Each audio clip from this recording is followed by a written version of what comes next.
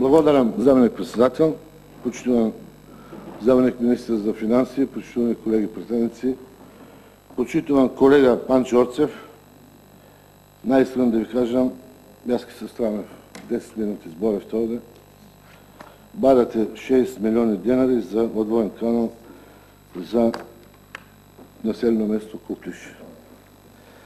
Дали знаете, вчера колега Панчо Орцев, що се усвои на седмица на община Струмица, срамота.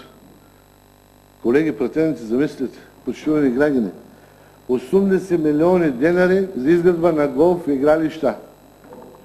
Да, Заев, горе со бандата, що е на Чам Чифлик, и си играят голфче. 80 милиони.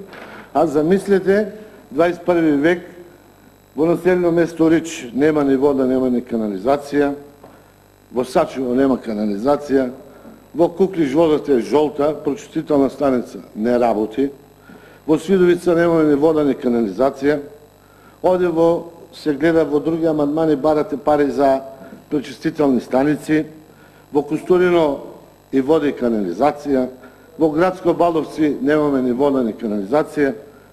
Па шо правеше тој 8 години каподи тути капи? 80 милиони денари бара и му изгласа Советот. Замислете, на неговата хациента горе, да си играат голф. Алал да ви. Потоа во буџетот има 120 милиони и 500 денари поврзување на градот со редовите над градот. Во Струмица, донесено. Исто така. Како не се странат, јас не знам. И исто има донесено 90 милиони и 500 за виртуелна собрекајница. А овие наши населени места, верувате, ги немаат најосновните потреби денеска. Ја немаме водата, ја немаме канализацијата.